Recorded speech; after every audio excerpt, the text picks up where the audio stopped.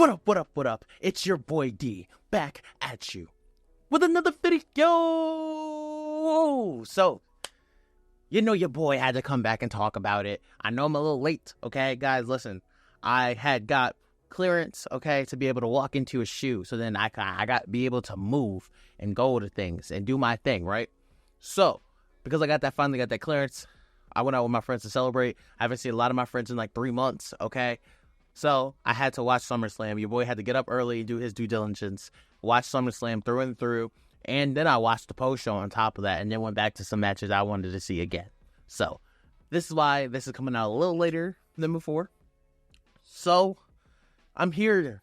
Your boy is here to give you my SummerSlam 2024 review. Without further ado, let's get into it. So, the first matchup we got is Rhea Ripley versus Liv Morgan. This is exactly how I called this match was going to be. If you guys notice, the first match I told you this was going to be was Chris Jericho versus Christian at WrestleMania 20, because they did the whole cheat thing, and then Christian ended up winning, and Chris Jericho loses the girl. Christian and Trish Stratus make out on the WrestleMania 20 stage in Madison Square Garden. This was the same damn thing. This match was really good. Liv was entering that shoulder. Rhea kept popping that shoulder, trying to back in place. And then Liv hit Rhea Ripley with the Oblivion. 1, 2, Rhea kicked out. It's like, oh shit. Dom pulls the chair in. Tells her to use it. Then Rhea looks like Dom and gets distracted by Dom. Then Liv hits her with the Oblivion. She wins the match. Liv Morgan wins the match. Dom has that very villainous smile. And we're all like, oh shit. Liv rolls out of the ring. Dom picks Liv up. Full makeout session. Even slipped some tongue in there between Liv and Dominic Mysterio. When we thought that Dom Mysterio couldn't be a bigger heel, here it is. Dom Mysterio betrays mommy to go with Liv Morgan. This was absolute fire. This cooked on so many different levels. This is exactly what we wanted to see happen, and who knows what we'll see tomorrow on Monday Night Raw. You never know. They may go old school and have a live sex celebration like they did for Edge and Lita back in the day. You never know what we're going to see tomorrow on Monday Night Raw. But just know that I would not want to be Dom Mysterio. I would not want to be Liv Morgan, because Rhea Ripley is going to be hunting for you. Hell, and at this point, you never know. We might see a Rhea Ripley versus Dominic Mysterio match. It's 2024, ladies and gentlemen. Anything can happen.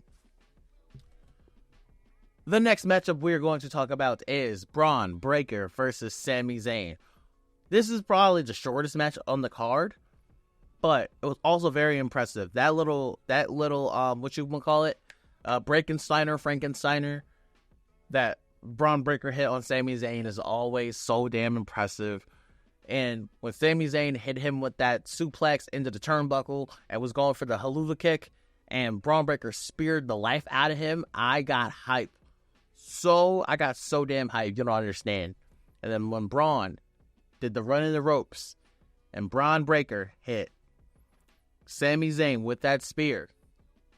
1, 2, 3. The future is here. Braun Breaker is your new WWE Intercontinental Champion, as he should be. I was so happy and so proud for Braun Breaker, because I feel like he just deserved it. He deserved this moment. It's time for him to eat, and it's time for him. He is a bright future in the WWE, and it'll only be a matter of time before he will be challenging for those main titles. There is a list of guys I would love to see Braun Breaker mix it up with. I would love to see him fight Bronson Reed. I would love to see an actual match between Braun Breaker and Sheamus. I would love to see him and Dragunov another time. I don't care how many times I fought on Raw. That just slaps every time. I would love to see Braun Breaker versus Seth Rollins. I would love to see Braun Breaker versus Drew McIntyre. Whatever the feuds are, whatever how the roster switches up, sign me up, because Braun Breaker is one tough son of a bitch. Shout out to Braun Breaker. The next matchup is L.A. Knight, versus Logan Paul. Logan Paul, the Cleveland Brown, the Cleveland originator, hometown hero, Logan Paul. Not in most cases, because he got booed out of the arena. Versus L.A. Knight. L.A. Knight came out, had the special entrance with the car, broke the window in Logan Paul's prime car. This match slapped. It got off to a heavy start. Loved it. Logan Paul actually also did come out with MGK.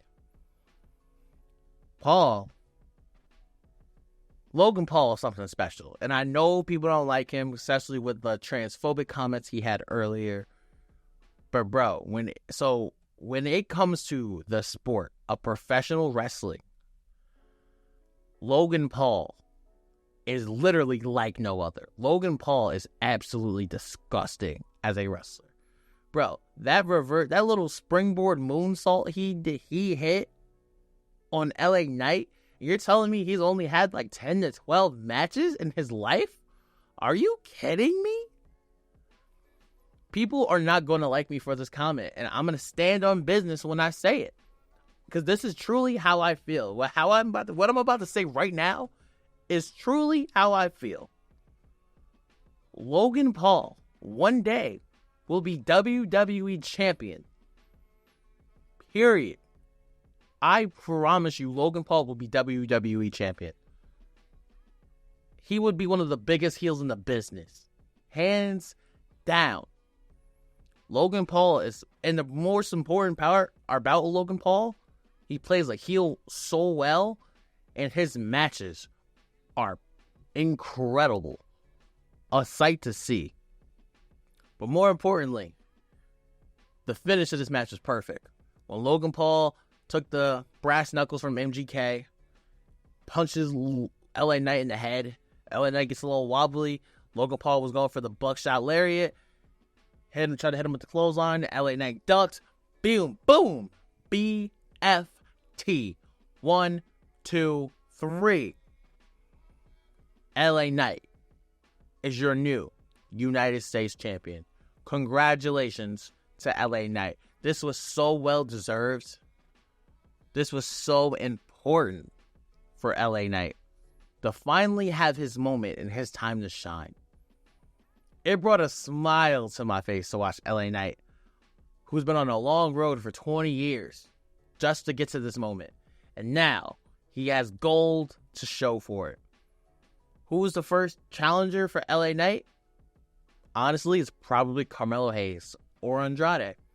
And I'm all for that. I can't wait to see the charisma, the character, and the power that LA Knight brings to that United States Championship. Alright, the next matchup was Nia Jax versus Bayley. This match actually slapped in so many different ways. Bayley shows out. Bayley literally is one of those wrestlers who just can't have a bad match. Period. And Nia Jax, ever since Nia Jax came back, Nia Jax has been a dog. This is not the old Nia Jax we've seen before that a lot of people hated and they were ready for her to leave. That's not that Nia Jax no more. We gotta move on from that. This Nia Jax is something special. Because what she's doing in the ring, how she moves in the ring, how her heel moves, everything works. Everything works and everything counts. And when Bayley hit Nia Jax with that powerbomb, I was like, oh my God. And that near fall was perfect. And then the play of hearing it's Tiffy time, it's Tiffany running out with the referee as a distraction was perfect.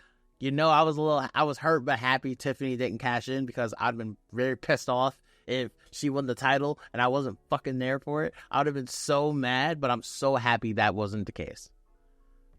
I loved Nia Jax actually winning this match. I was so happy for Nia to win this match because she deserved it. She earned it. And the long road she's been on, this is her time to shine. And I'm so proud of her for that. And which makes me ask myself, what do we do with Nia now? Who beats Nia for the title? Is it Jade? Does Jade Cargill beat Nia Jax for the strap? Is it Bianca? Is it Tiff? There's so many different ways we can go. And that was the best part about this SummerSlam, is that they opened so many different windows of where storylines can go. And that is what I'm looking forward to the most. All right.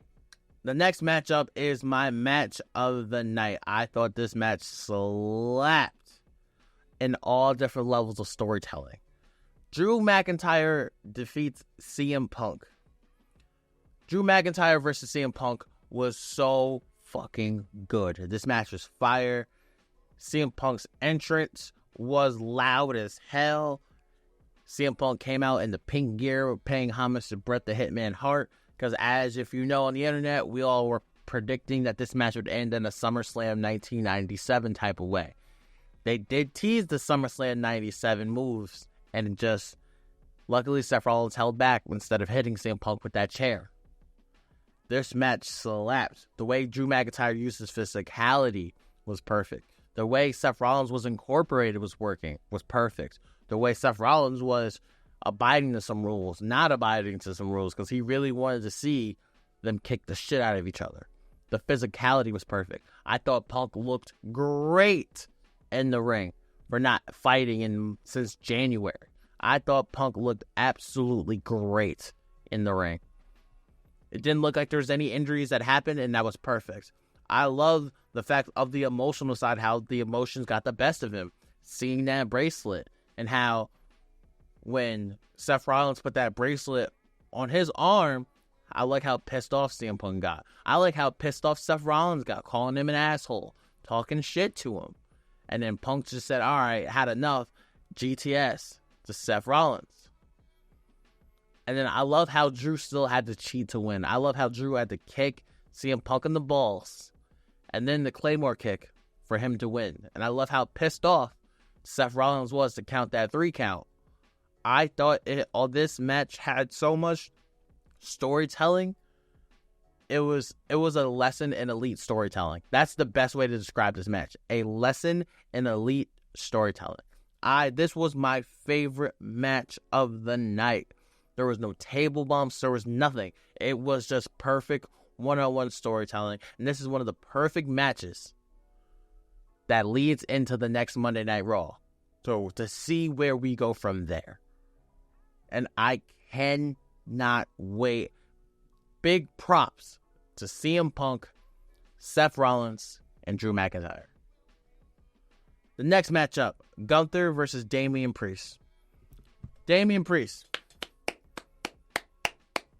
Round of applause. Hell of a title run. Hell of a first world title run.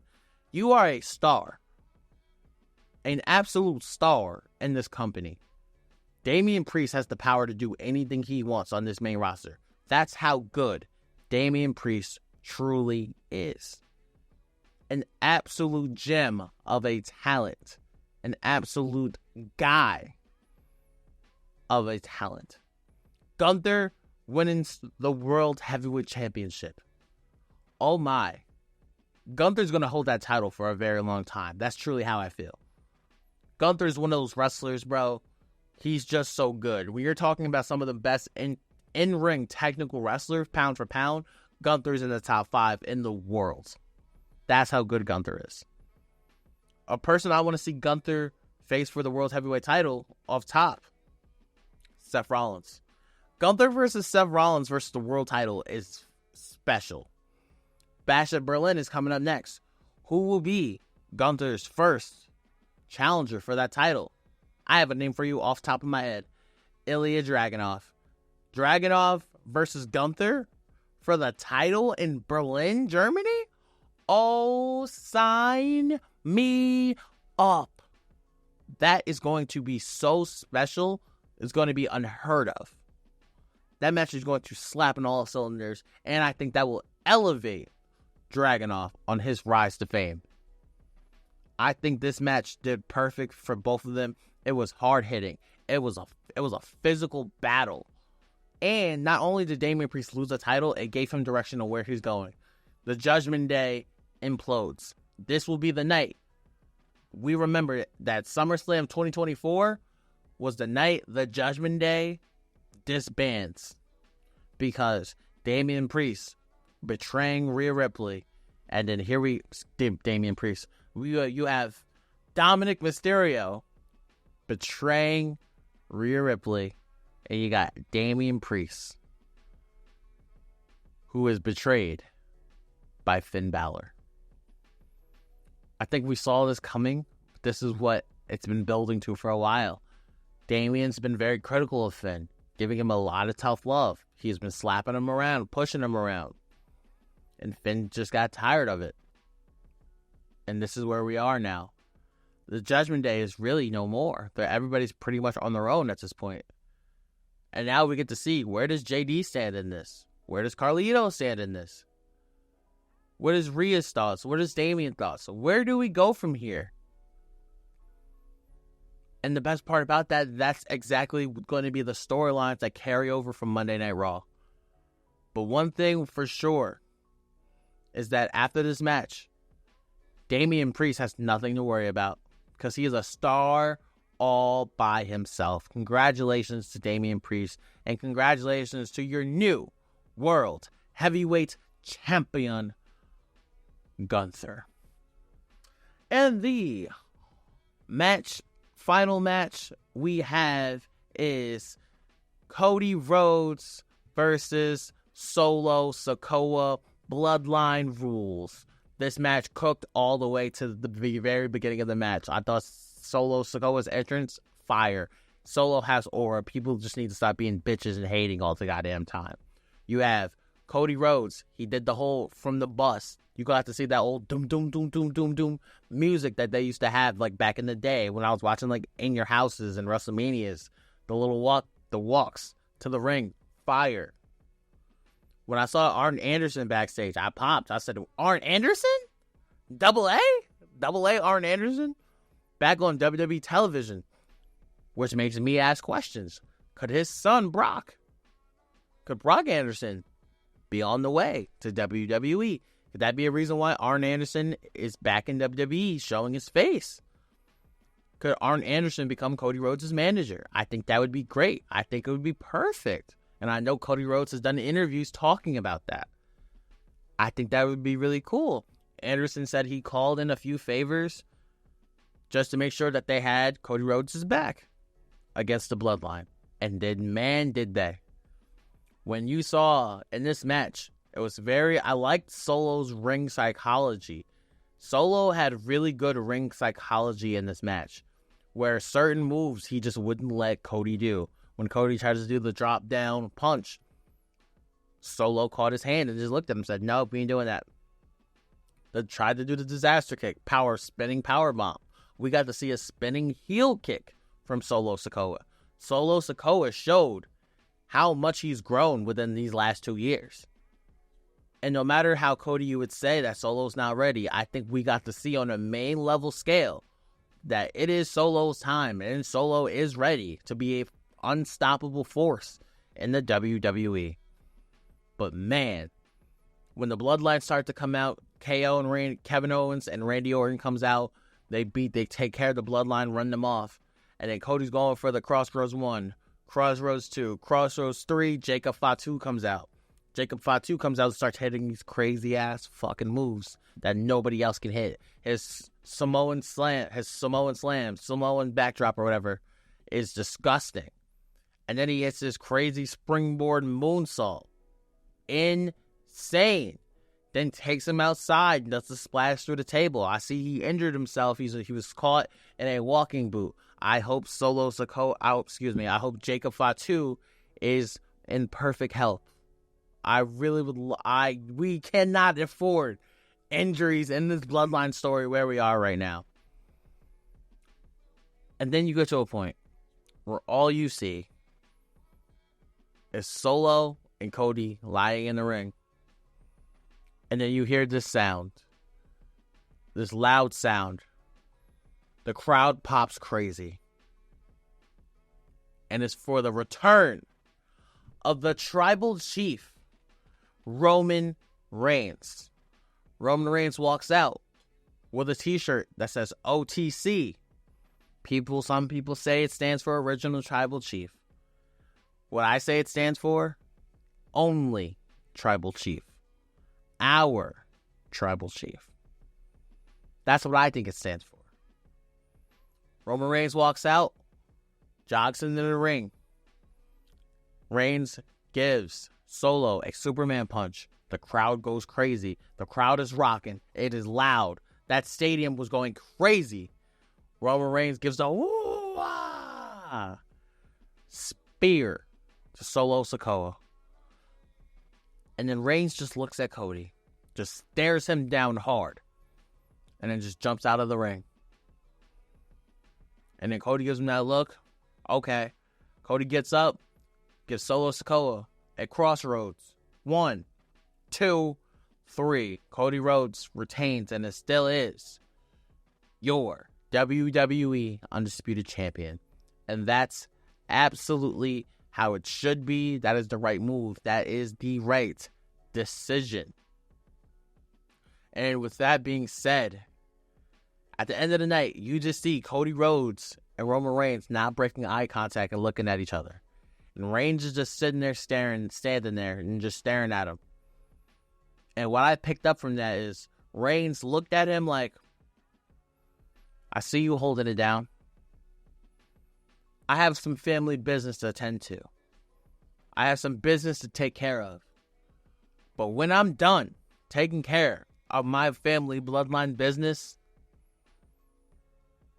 this time I'm coming for you. And you could just see Reigns sitting there just staring at him. And I watched him look at his shirt and said, OTC. Because Roman Reigns is the only tribal chief. And one of my favorite parts about how they closed this show out was they're starting to close the show, and you can just hear Solo's mic. You don't even see Solo on the TV, but you hear Solo in the background like, no, you're done. You're never coming back after this. No, you're done. You're done. Solo was so angry, and they're going to try to take Roman Reigns' head off for costing him. This set up the bloodline story so perfectly. So perfectly. Roman Reigns is back. Roman Reigns is now hunting Solo. But do you see those dogs in the bloodline? Roman Reigns can't do it alone. So you know what that means? The next Paul Heyman show up is going to be a pop like no other. When you see Jimmy Uso return, that's going to be a pop like no other. When they try to recruit Jay back into the bloodline, and eventually Jay goes, it's going to be like no other. And when you see they need all the help they can get, what if Jay says something like, I can't go unless Sami comes with me? That could be something special. That could be something important. Just when you think the bloodline story can't get any better, here we are talking about it again. It is the greatest story in professional wrestling history.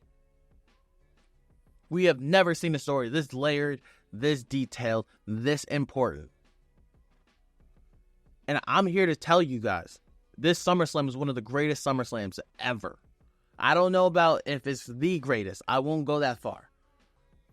But pound for pound as a show, this was one of the best SummerSlams of all time. I wish I could have been there in person, but man, this was a special show. This show was fantastic, and there was something for everybody on this show, and that is the most important thing. I cannot wait for tomorrow night at 8 p.m. when Monday Night Raw comes on Sci-Fi. Thank you for listening. Thank you for watching. Forever Gang, I love y'all. I appreciate y'all. And until forever finds you.